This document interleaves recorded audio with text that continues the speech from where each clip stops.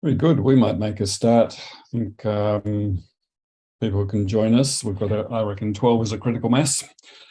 Thanks, everybody, for joining us this afternoon at the regular LRHS seminar series. This one is being presented by the Holsworth Research Initiative, and we're very pleased to have Steve Barrett here today with us to talk about health promotion amongst practice amongst physiotherapy practitioners. And Steve is graduated last year, was a student of Mike's and mine, and we're very pleased to be continuing work with him in his role in Bendigo Health. He's just transitioned into a health translation role that Owen Howlett was in, and so we're very pleased to have him here to talk about some of that work and how it intersects with his previous work. Thanks very much, Steve. All right, thank you. Share my screen.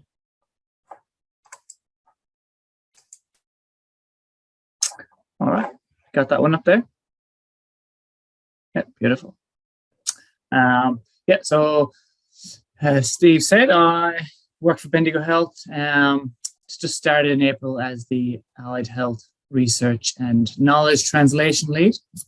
Bit of a mouthful, that one, which is 4 days a week. And then I continue to work 1 day a week in the health promotion role, where a lot of this sort of research has emanated from. And I'll also continue to be an adjunct research fellow at the Latrobe Rural Health School. So this study, it came out of a sort of a combination work through the physiotherapy and exercise physiology department at Bendigo Health, where they reached out to the health promotion team to talk about physical activity promotion in the hospital setting. So it started as a sort of working group, and then we've it's culminated into this study that I'll present today.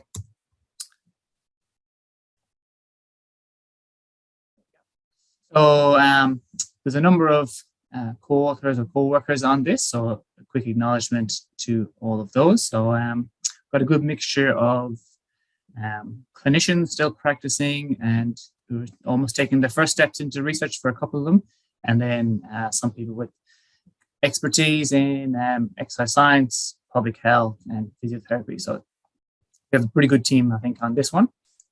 And just like to acknowledge the Holsworth Research Initiative for providing funding for transcription of the audio files. So I'll give you a little bit of an overview around the project, talk you through the methods of this particular study, the findings, and then I guess the practical implications from a practice point of view for the hospital, which is, you know, the essence of this project. So chronic diseases are, you know, one of the major causes of illness, mortality, and morbidity worldwide, and largely driven by a number of preventable risk factors. So insufficient physical activity, poor diet, and smoking. Now we're seeing in the hospital managing the burden of chronic disease over a longer time, with medical improvements, an aging population, and early onset of chronic disease. We're seeing people living with chronic disease for longer periods of time. And that's really necessitating looking at ways of promoting self-management alongside sort of prevention of chronic disease where possible. We know that in Australia, roughly more than half of all adults are insufficiently physically active. And we also haven't seen much of a change in physical activity levels over the years. So the efforts that are being made around it aren't really shifting the dial too much on that.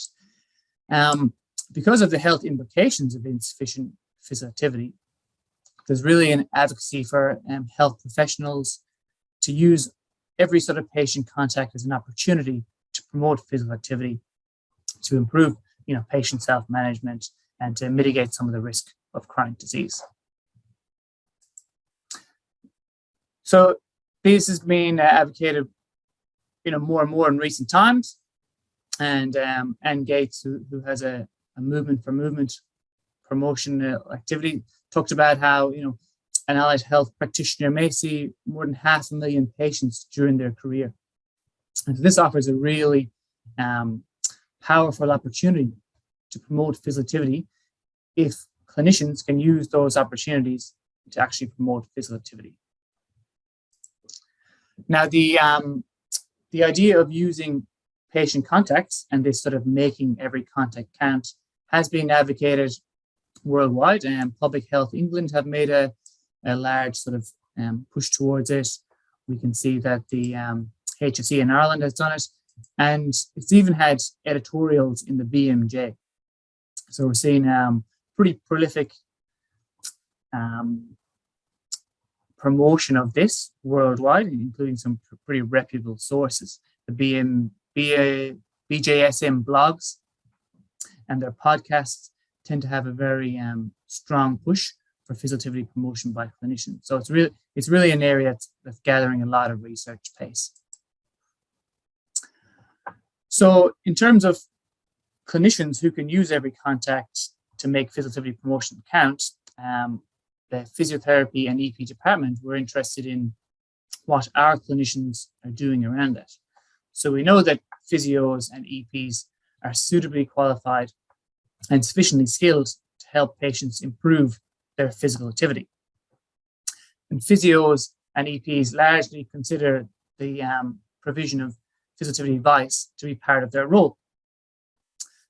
So when we're promoting physical activity that is to improve and maintain general health, distinct from using physical activity to rehab an ailment, that's called non-treatment physical activity.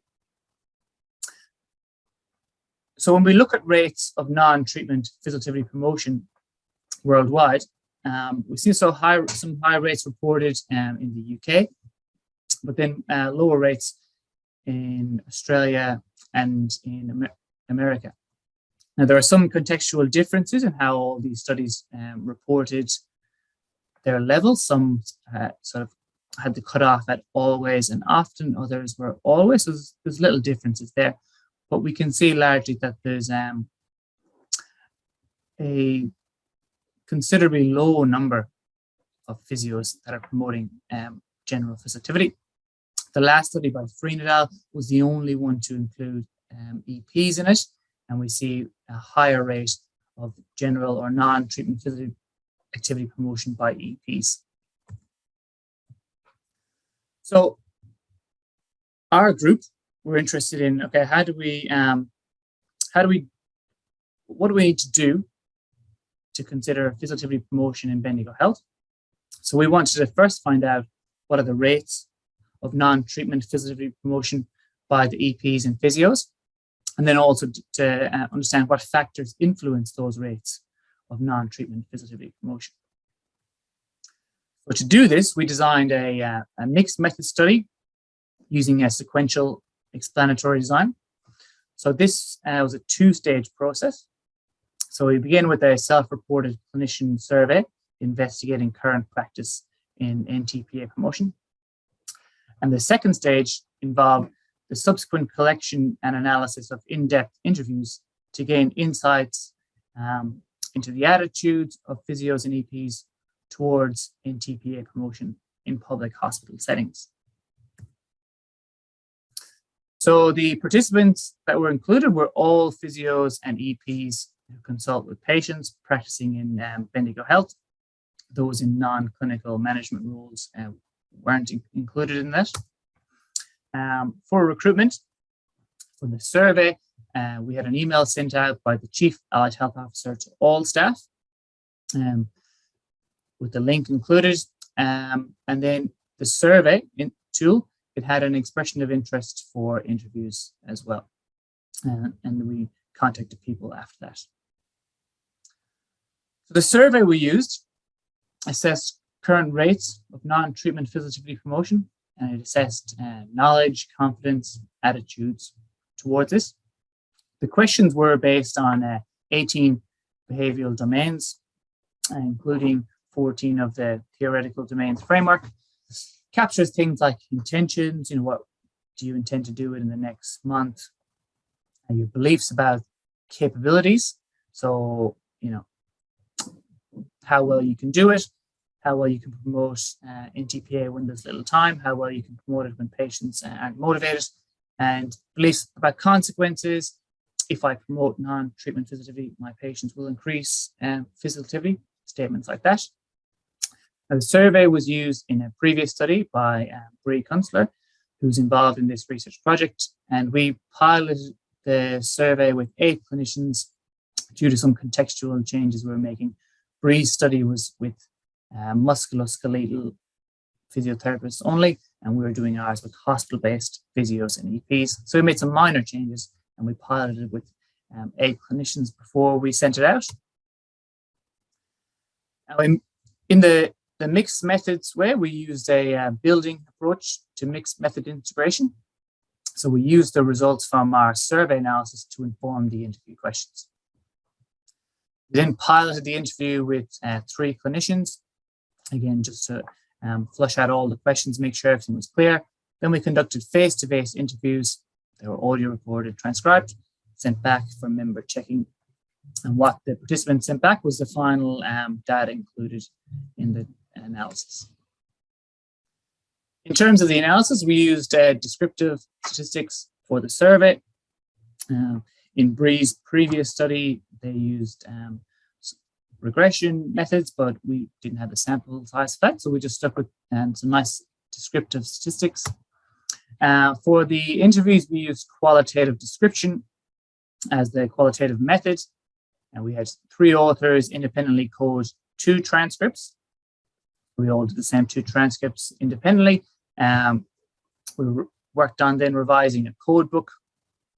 From there, one author coded 11 in total, second author coded 9, and a third one coded 6. We were able to utilize a shared code book, which we then iteratively changed over time as new codes came in, and we were able to merge things into categories and broader themes. Once we had the themes, we mapped the themes into the domains of the COM-B model by Michi and L.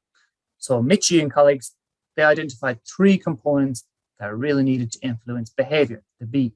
So there's capability, opportunity, and motivation. And together, these components make up the COM-B model. So we looked at the themes identified by clinicians: influence, non-treatment physiotherapy promotion. We matched these themes to the COM-B model, and the COM-B model gives you functions, intervention functions that are best suited to influence those behaviors. So functions best suited to influence someone's capability, best suited to influence one's motivation, and then you can design your practical implications from that, which I'll take you through in the results. We had 41 survey responses. That's a response rate of 39%. And we conducted interviews with 11 participants. The demographics of those who participated in the surveys and the interviews were fairly similar. I've got a table which we've completed for our manuscript, which we're just finalizing now. So just put a little bit of data in there. We had a broad range of experience in terms of user experience. We had a broad range of diversity in clinical setting with, inpatient, outpatient, community settings, and so forth, and age as well. So in terms of our main question, we found that 66% of physios and EPs practicing in the hospital setting often or always promote non-treatment physiotherapy with their patients. We found that 24% of those often or always provide written advice to their patients, and 12% often or always refer to additional services. When we looked at it by profession, we found that 100% of EPs often or always promote non-treatment physiotherapy, and 55% of physios often or always promote non-treatment physiotherapy.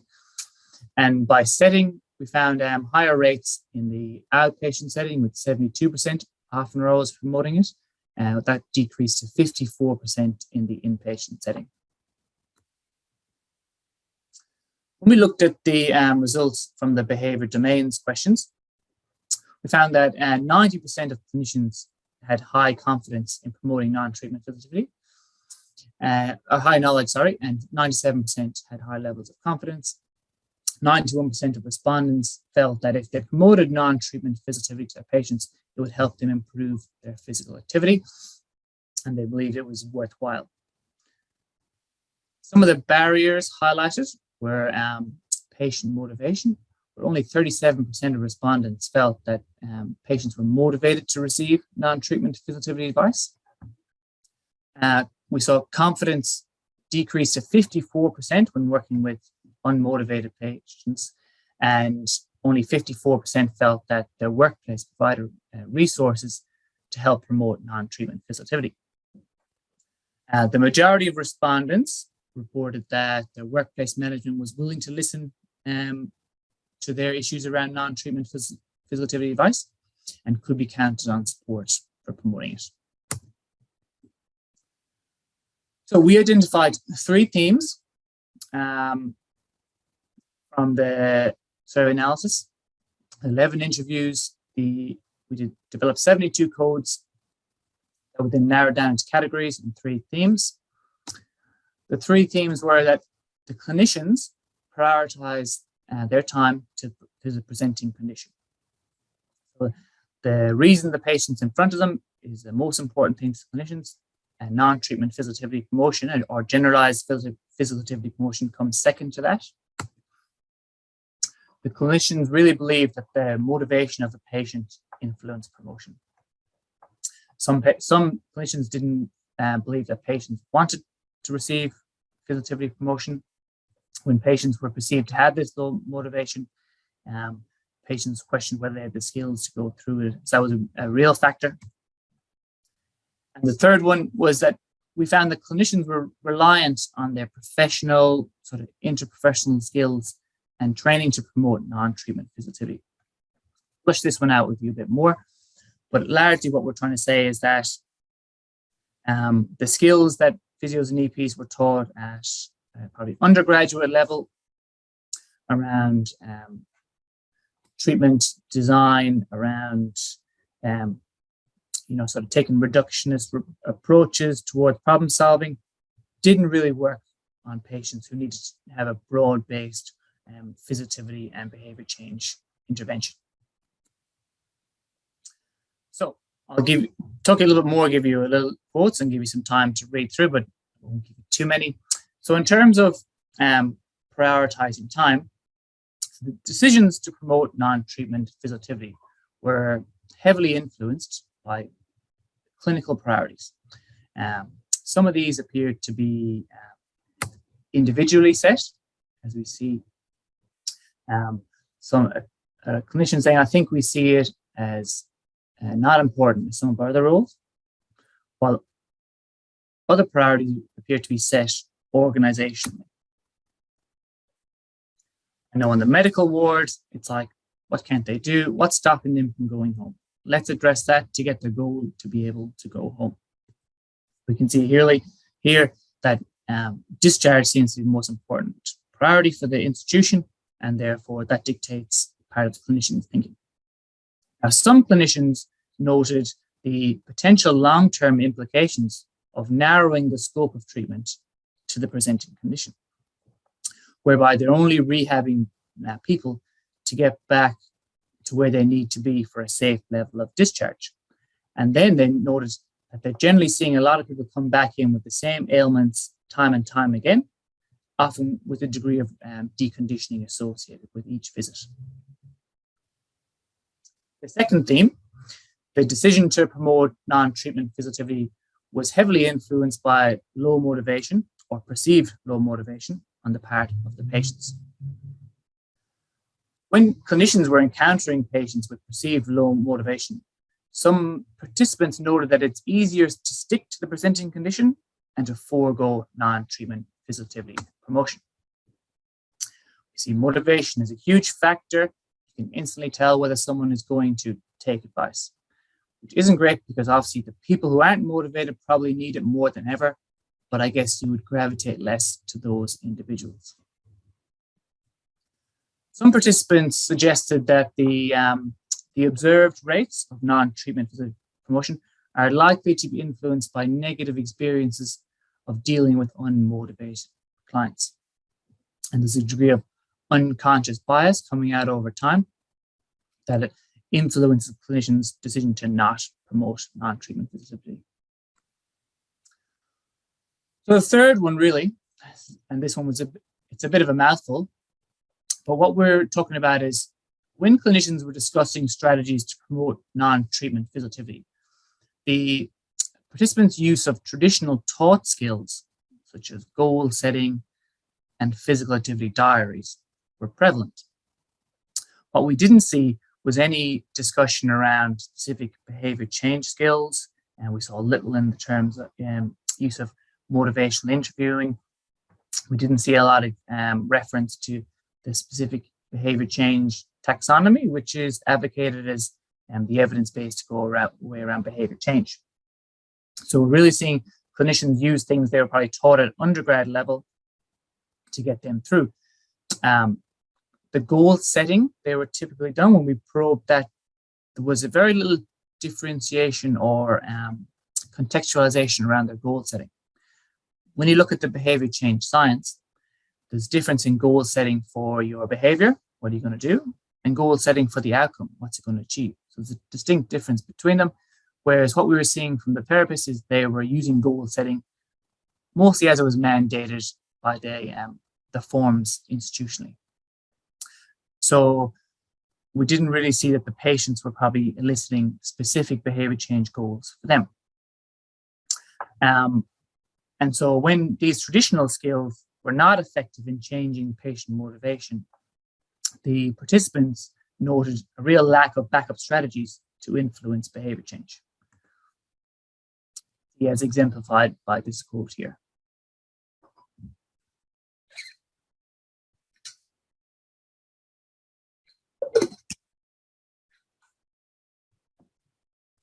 So we see with this participant finds that they're not getting through, they're not going to get anything out of them, they just sort of give up. Traditional skills haven't brought any behavior change. And finally, for our results, the 3 themes were then mapped to 4 components of the COM-B model, and we identified intervention functions that were relevant to increasing non-treatment physiotherapy promotion in hospital care. So when we look at our first theme, clinicians prioritize time to the presenting condition, that fits into the realm of reflective motivation, or the reflective process involved in making plans. Now, the COM-B model highlights that the most important function around that would be education, so increasing knowledge or understanding. And an example of that would be to educate clinicians to build knowledge or on behavior change, so specific behavior change skills, which would then increase their capacity to integrate non-treatment physiotherapy into routine care. That clinicians prioritize time to the presenting condition is also influenced by physical opportunity.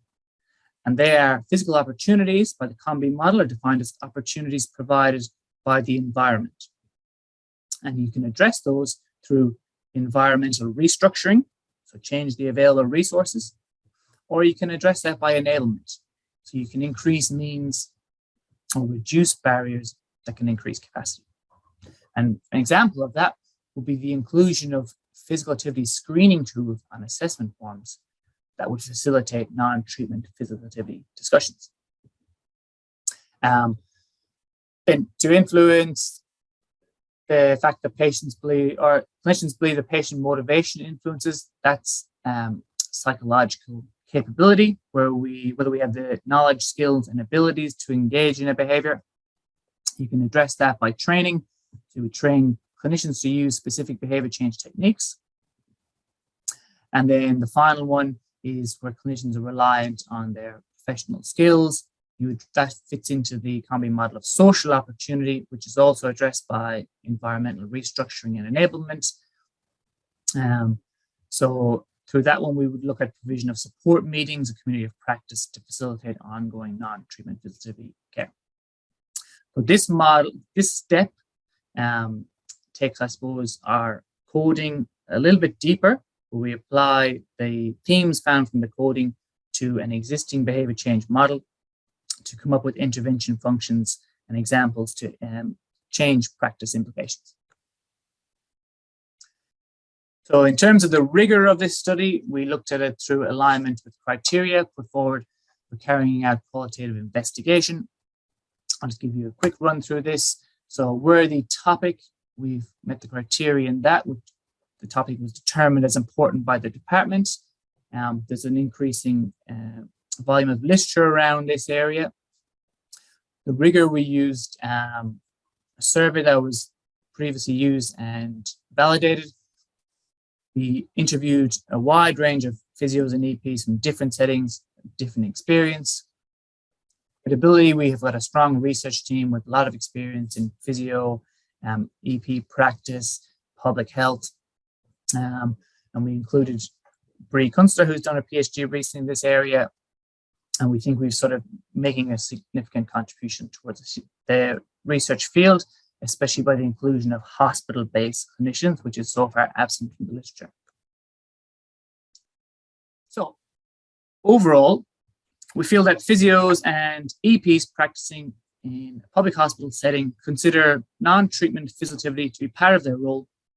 They report high levels of confidence and knowledge in promoting non-treatment physiotherapy, and they believe that it can help their patients to increase physical activity. However, the approaches to non-treatment physiotherapy promotion, they're not systematic, and they're reliant on clinicians' decision to promote non-treatment physiotherapy or not.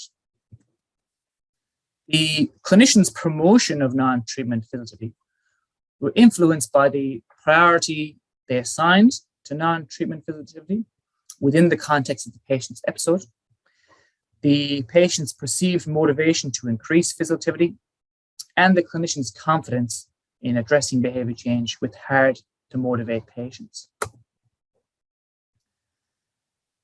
So we saw 68%, always or often promoting it, which is similar to some of the published work. I guess the question is, why are the other 32% not doing it?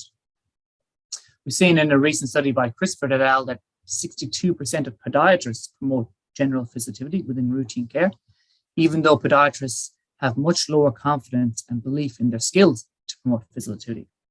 They're still doing it at similar levels to what we're seeing.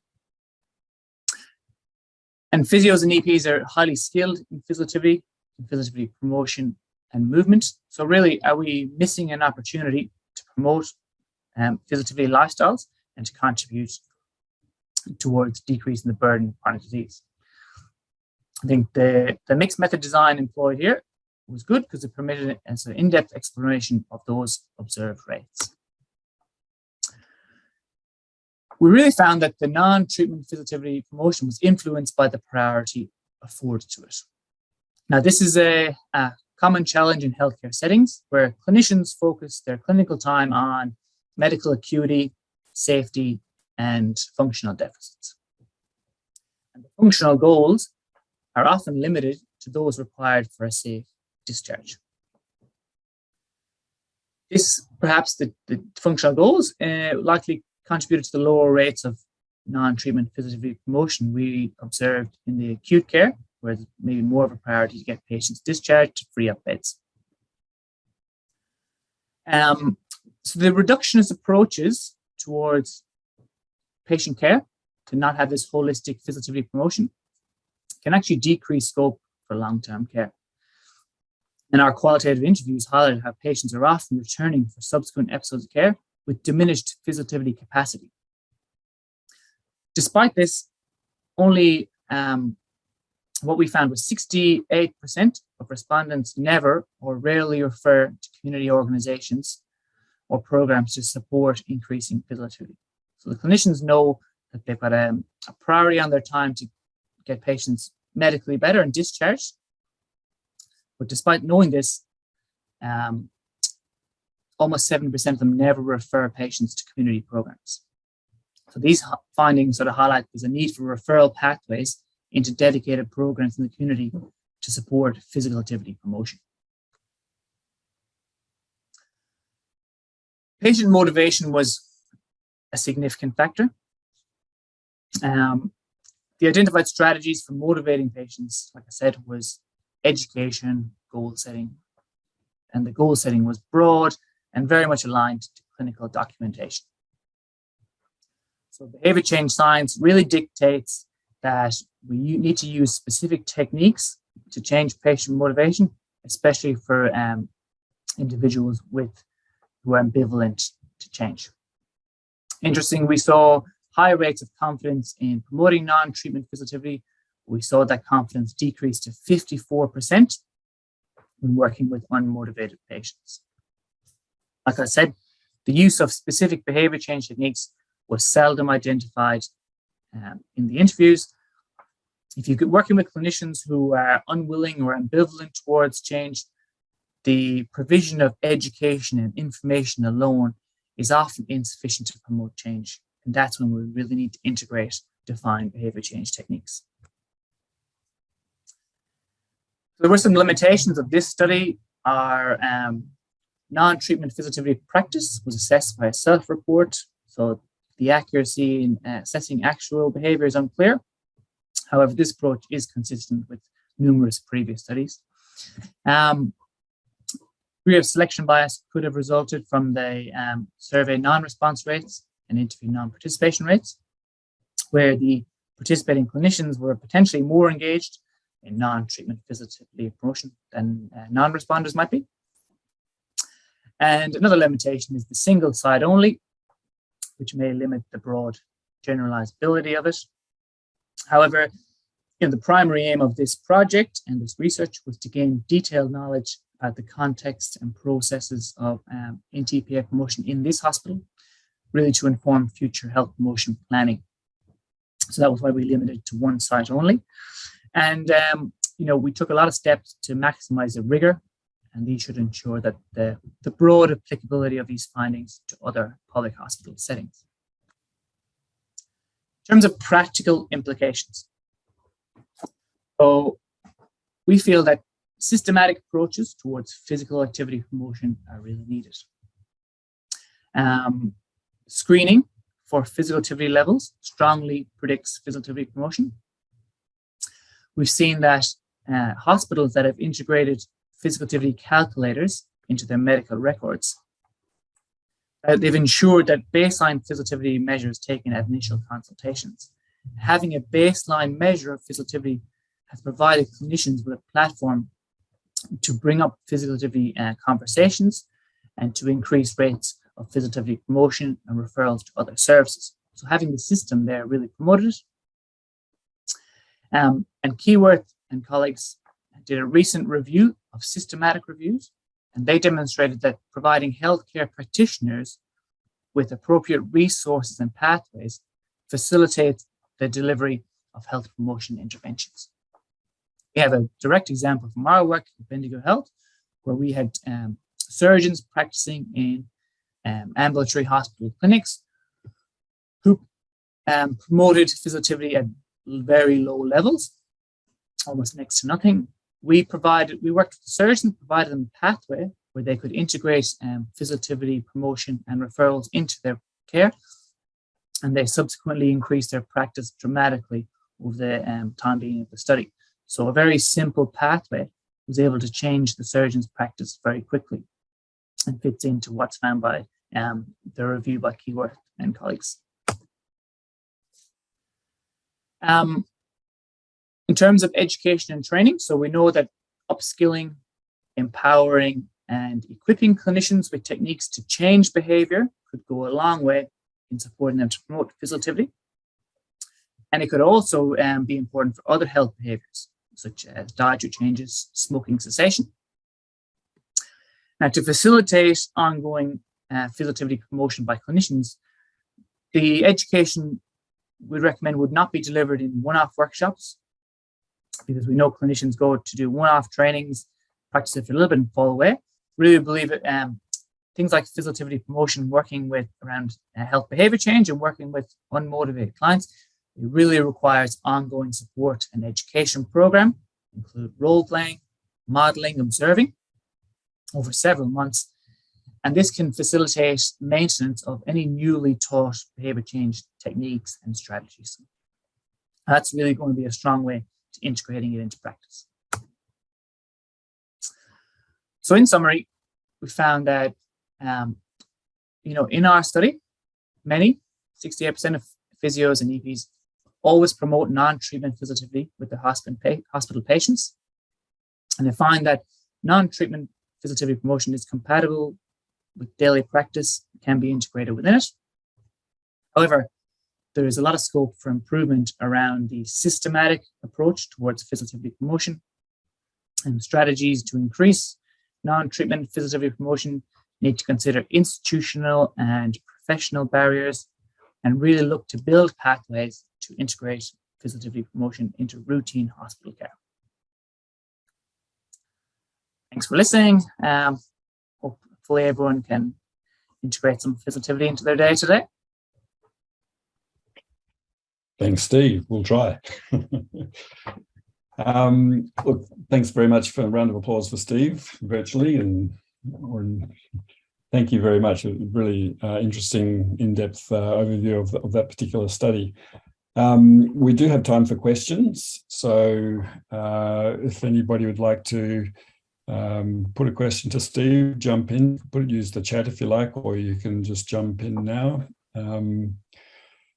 Maybe raise your hand so I can see you on the screen.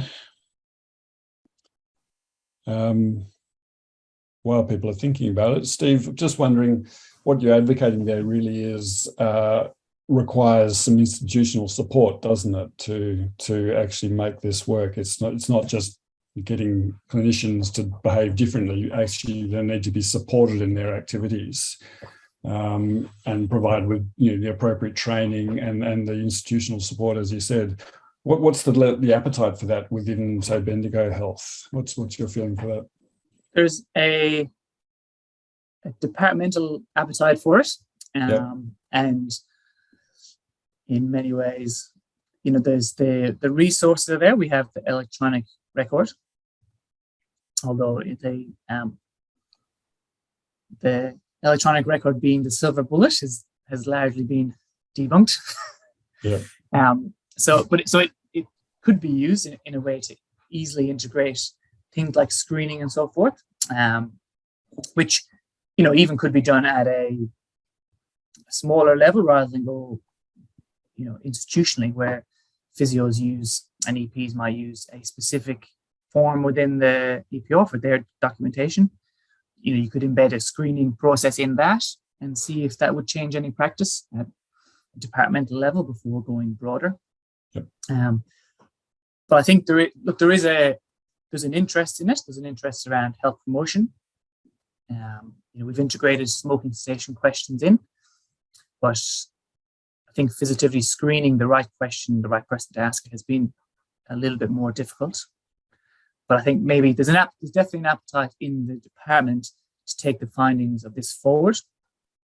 At the clinician level, and we've got some motivation interviewing training coming forward, but definitely at the systems level to actually make clinicians prompt a way for clinicians to do it almost without thinking, to really embed it into practice, I guess. Yeah, sort of ongoing work, lots of different ways of attacking it. Yeah, sure. Okay, I think I saw Brett's hand go up first, so I can throw up to you, Brett.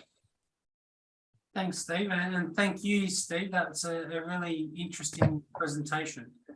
I think I've got a couple of questions or comments for you that are around the context of all of this. So clearly you've spoken to inpatient and outpatient-based therapists, and I noted the difference in how frequently or often they use this NTPA in those specific contexts.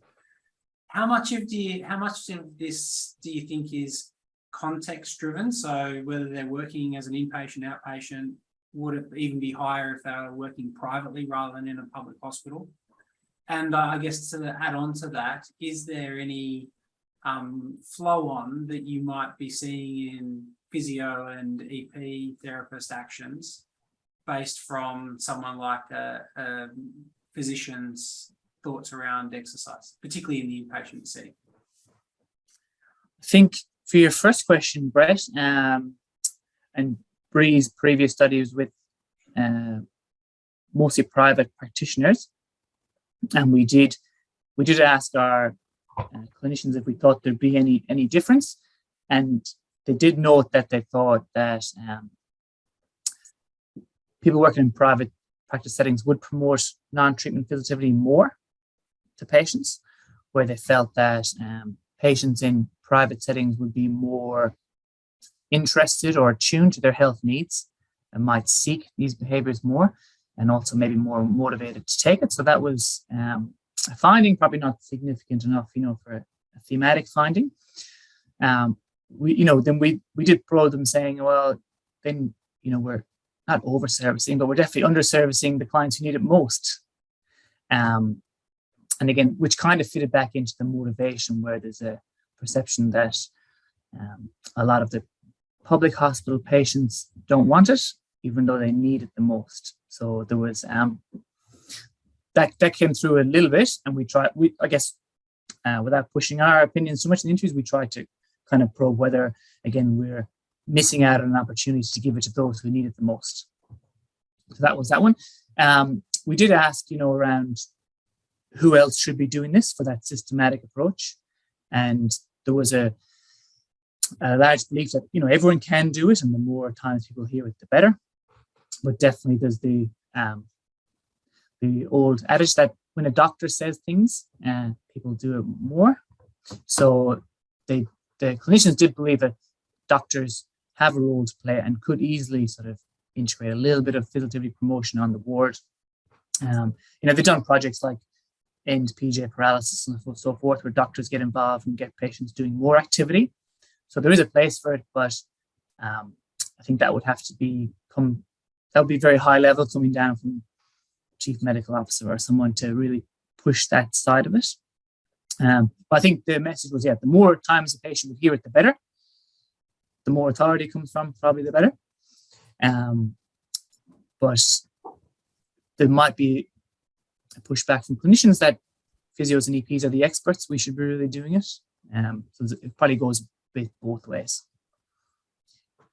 And I'm just thinking around some particular patients in maybe some particular wards as well, there might be more of an instance around, well, these patients just need bed rest, they're not allowed out of bed, all that sort of stuff. And even if that's not the view of the physio or the EP or something else, how much of that higher view do you think might be contributing into the actions of the other therapists?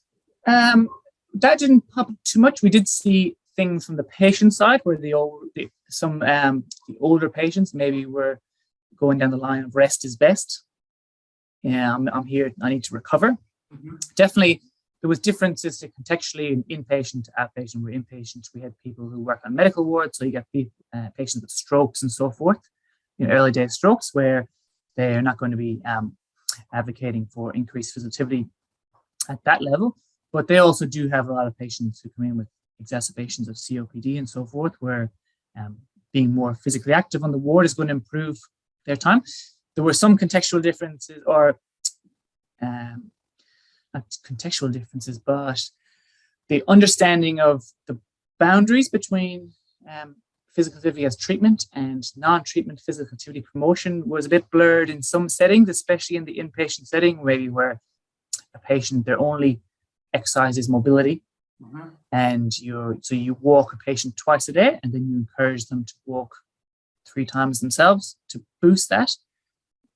Then that's treatment and promotion. So they're kind of a blurred line.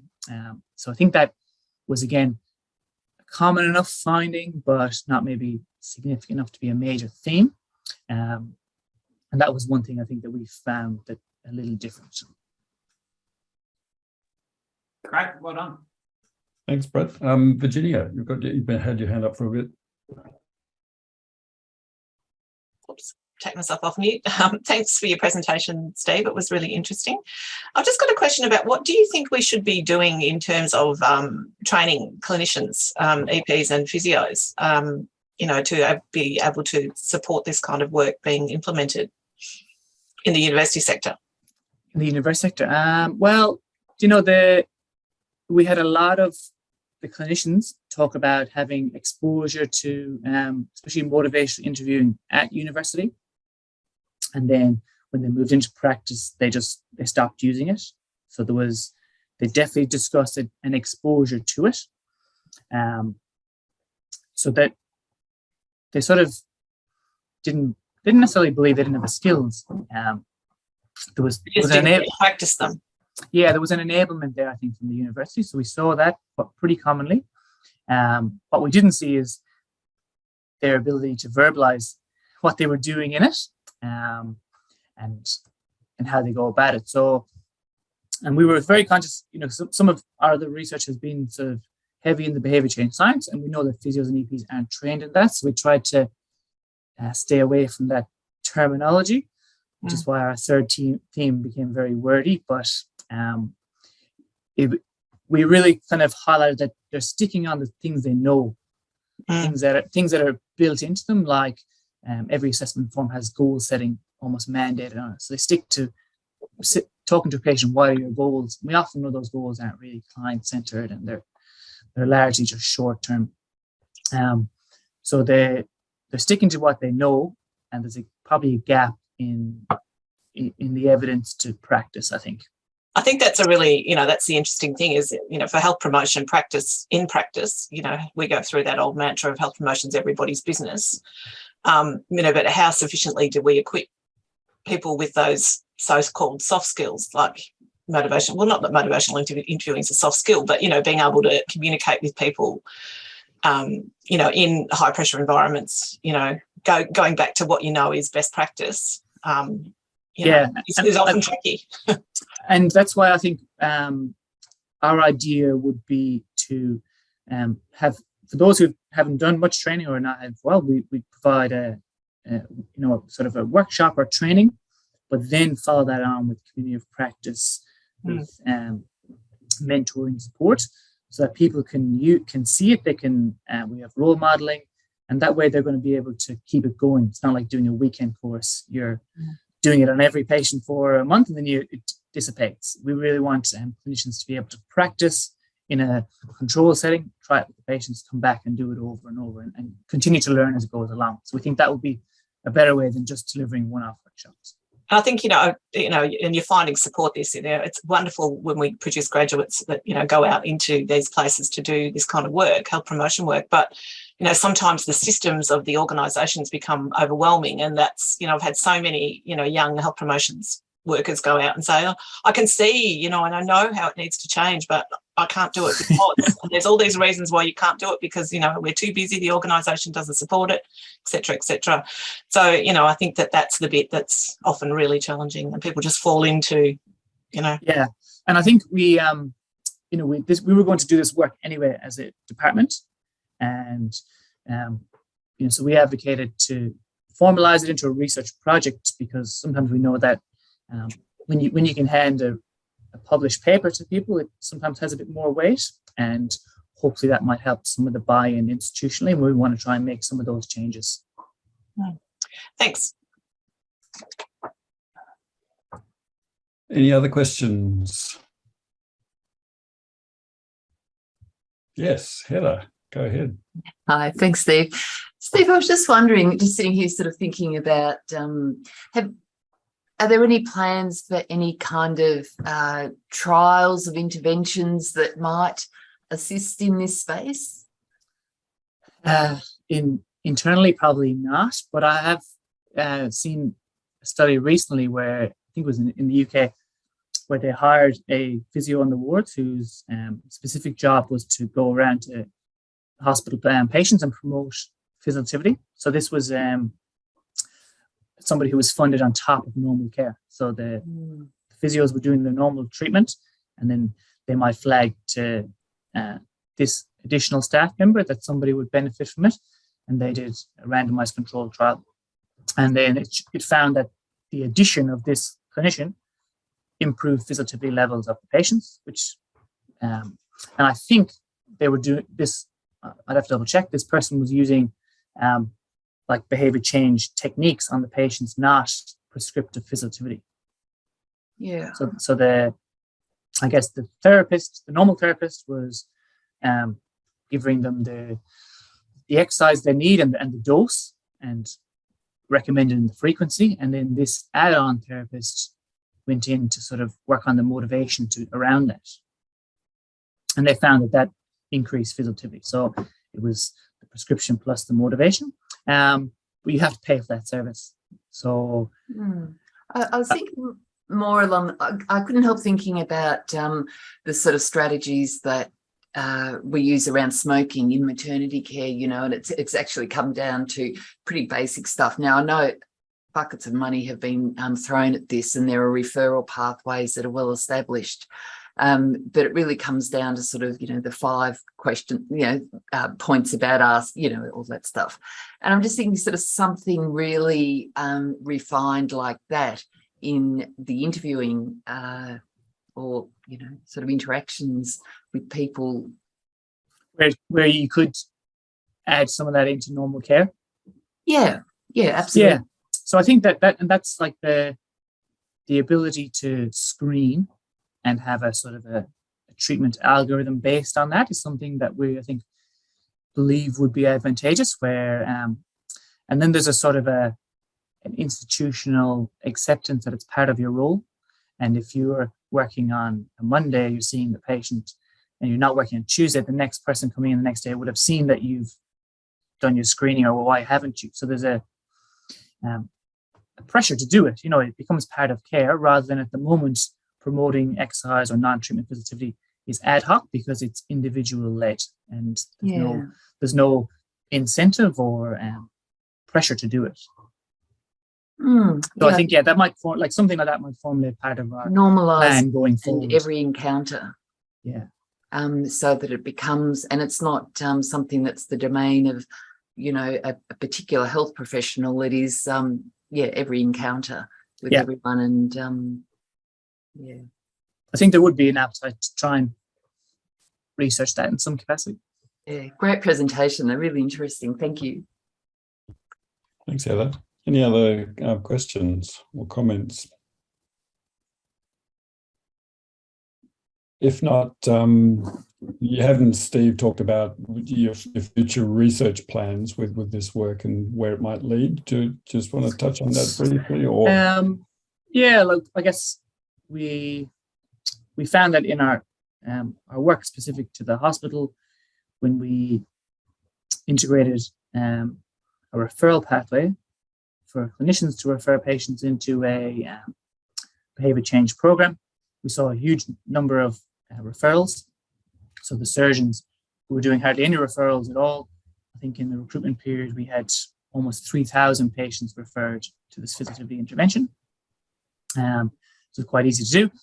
And our randomized control trial showed that the patients who then moved on to the intervention, they increased physiotherapy. So at 12-week intervention, they were still doing enough exercise to be sufficiently active at 9 months. And then we've also shown in economic evaluation that the people who were in the behavior change or the telephone coaching arm actually use less healthcare resources over the time being when compared to the controls. So if you're willing to pay that relatively low cost up front for the intervention, you can decrease health expenditure down the line. So what we want to do is now look at the feasibility of scaling this up to the Loddon Valley region. And the first thing we want to do is look at doing a prospective scale-up assessment, where we'll talk to the other health services in the Loddon Valley region and see how would this work in your setting? How would you go around identifying patients, screening them, and referring them into an intervention? How would that work for you? Who would do it? And then who would, if we were to try and run a behavior change intervention for the region, how would we fund it, who would fund it, how do we keep the funding going, and things like that. So looking at a prospective scale up of providing physiotherapy to the coaching to the region, and how to fund it, I think, is what we're planning to do as the next sort of iteration of this project going forward. Great. Thank you. That sort of fills in the picture a little bit, I hope, for other people to see where this might lead. Obviously, there's, funding is the key here, and we need to work out how to fund that kind of work. But it's very exciting. I think there's a lot of potential. Any comments or thoughts on any of that just before we wrap up?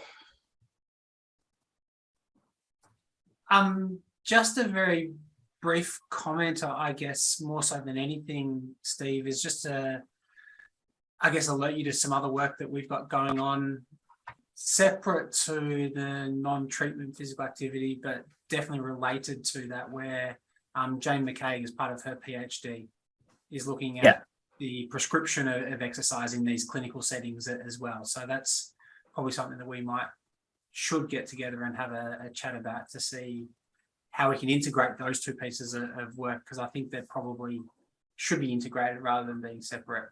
Sure. Sounds good. Yeah, definitely. That sounds like a good point of intersection between, within the Holsworth Research Initiative. Okay, well, if there are no further comments, then we can wrap up at 2 minutes ahead of time. Thank you very much, Steve, again. Really appreciate you making time to talk to us all. Round of applause, and we'll let you get on with your day. Thanks once again. Thanks, everyone. Bye now.